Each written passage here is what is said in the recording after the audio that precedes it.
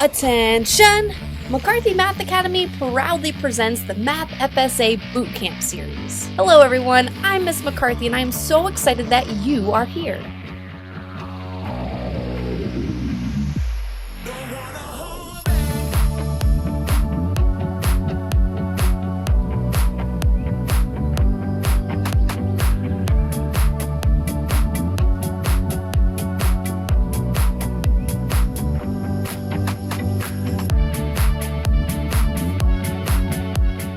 You are more than a test score. We don't want you stressing out about this test. We just want you to activate your greatness within. And you might be saying, But Miss McCarthy, listen, I know that math is your jam, but math and I, we're not really the best of friends. you may have struggled in the past. And you know what? Good. Struggle is necessary because struggle makes us stronger. If we go over something in these videos that you're like, that skill didn't quite click yet, I'm gonna send you to more videos to help you practice. Your teachers and I, we can expose you to all kinds of tools and strategies, but you have to choose to use them. You have to choose to own them. Imagine opening up that test and feeling so excited to throw down your best. This can be your reality. So now is the time that you need to activate the person you were born to be, and let's do this. Are you ready to throw 100% focus, hustle, and heart into this right now? That's what I'm talking about. Yes! Okay, let's go ahead and jump on into today's episode of the Math FSA Bootcamp series. And I almost forgot to say, let me teach ya. What's going on, 5th grade? Welcome to the Math FSA Bootcamp series. This is video number 9. I sure hope you have your worksheet because it is time for you to try these 2 problems out on your own. And if you're thinking, Ms. McCarthy, I don't have the worksheet, what are you talking about? Well, you should see the link below where you can download the worksheet that you need for this episode along with the other episodes in this Math Bootcamp FSA 5th grade Totally Awesome series. So there you go. All right, so go ahead with your worksheet, pause the video, try number 1 and number 2 on your own, throw down your best, show your journey on paper, mark up your text, make it make sense, and I will see you all in a second.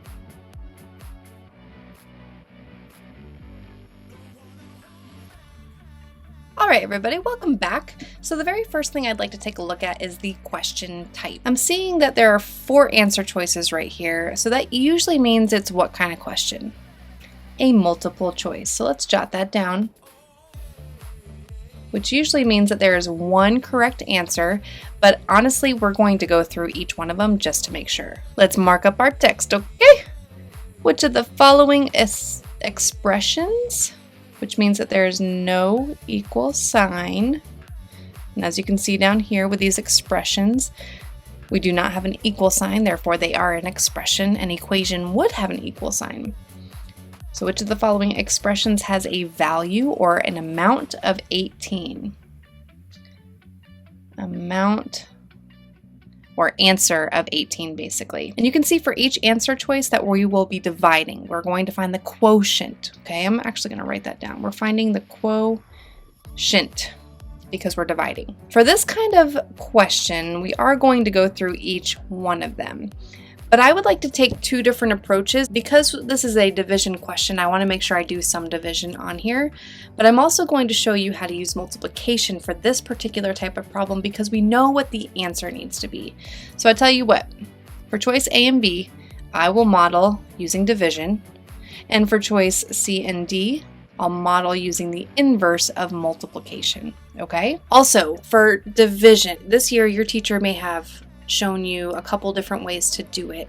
I know that there's the long division way, the standard algorithm way to do it. There's also a way called the area model. Now I'm going to kind of do the combination of the 2, and that is the partial quotients method.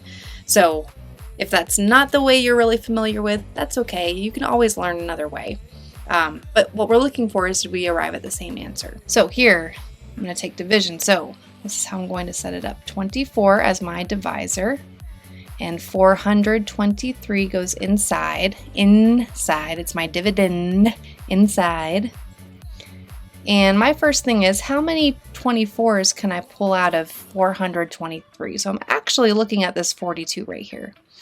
I know that I could do 1 because 24 times 1 would be 24. Let me see if I can double that though. 24 times 2 would be 48. And I know that easily because 24 hours in a day, 2 days would be 48 hours.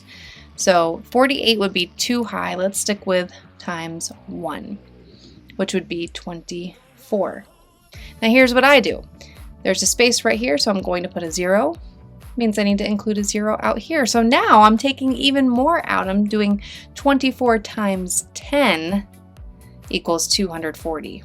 And now I'm going to subtract. 3 minus 0 is 3. 2 minus 4, we need to regroup. So let's take 1, that becomes a 3. Give 1, that becomes a 12. 12 minus 4 is 8. Good. And 3 minus 2 is 1. So we have 183 remaining, which is greater than our divisor. So that means we can still remove some quotients from it. This is part of the quotient that we've removed. Now I need to be thinking about this though. So how many 24s could I get out of 183? Well, if I rounded this, I know 24 could round to 20. And I know 20 times 9 would be 180, which is pretty close to 183.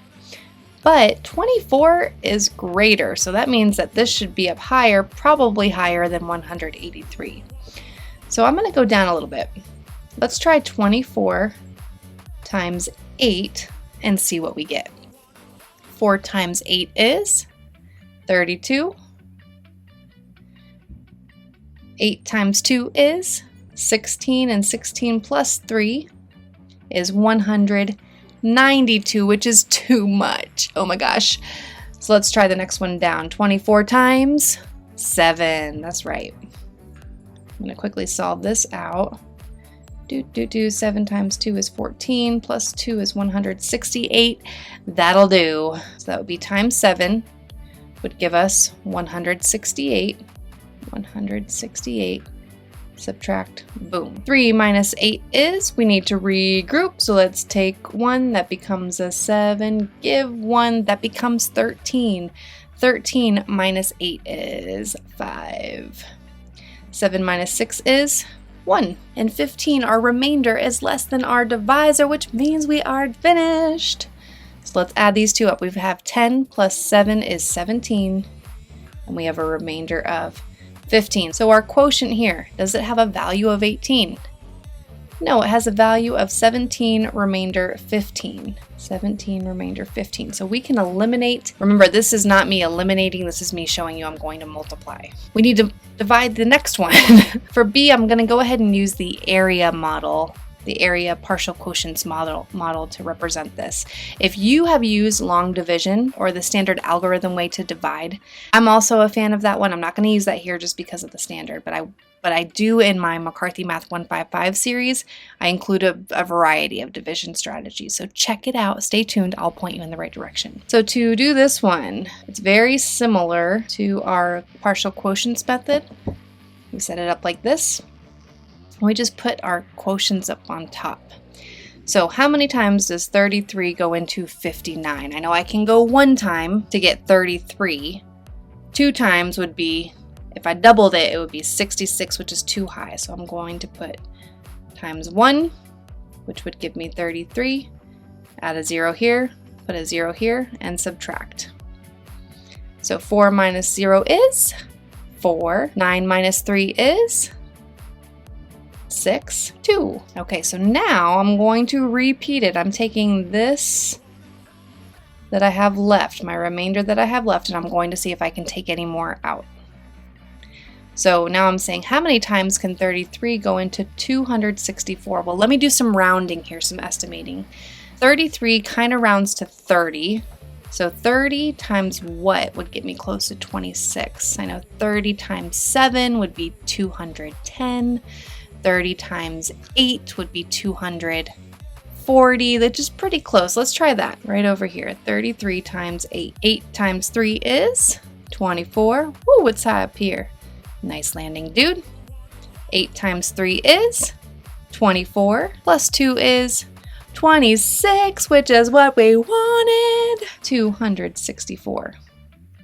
8 times, which is 0. We're left with a remainder of 0, and what's my quotient? Right, I need to add them here. So 10 plus 8 equals 18. This one does equal 18, which means this one should be our answer, okay? I'm gonna go ahead and mark B, but I'm also going to try out C and D. Let me get another piece of paper. And just a heads up that on the FSA, you should have plenty of space to mark up in your test booklet. You should also be given some scratch paper. You should be provided with as much room to work out your work as possible. So I do think that it's B, but I'm going to show you using the inverse operation of multiplication. We're going to prove these two out. So to do that, since I know what the answer needs to be, 18, I can go ahead and multiply 18 times 48 to see if it equals a product of 846. This is my preferred way to do these problems. So I'm going to work this out real quickly and see what we get. 8 and 8 is 64. 8 times 4 is 32. 32 plus 6 is 38. Cross out, erase, place a 0. 1 times 8 is 8. 1 times 4 is 4, and if I add those together, 864, which looks pretty similar to 846, but that's not it. So let's go ahead and officially eliminate that one. All right, let's use multiplication for this one too. So let's take 18 times 52, or I'm going to do 52 times 18 to see if we can get a product of 918. If we do, it's correct. 8 times 2 is 16. Whoa, it's high up here. Nice landing, dude. 8 times 5 is 40, plus 1 is 41. Cross out, erase, and place a 0. 1 times 2 is 2. 1 times 5 is 5. Add them up, we get 936, which is not 918. So that means that we can eliminate that, and B is our correct answer. All right, so look at this whole journey that we've got going on paper. Right, we rocked out the partial quotients method, we rocked out the area model, we used the inverse operation of multiplication to prove this one. Okay, so again, if they give you what the answer should be in a division problem, feel free to multiply. Some students are able to use this to their benefit because they're a little bit stronger at multiplication than at division. All right, let's check out number 2, which is kind of a funky problem. All right, lots of words. Oh, should I be scared? Whew. Okay, looking real quick. I'm seeing quickly complete the statements here and boxes with letters, which means that this is going to be an editing task. I'm going to have to read and edit in the appropriate answer.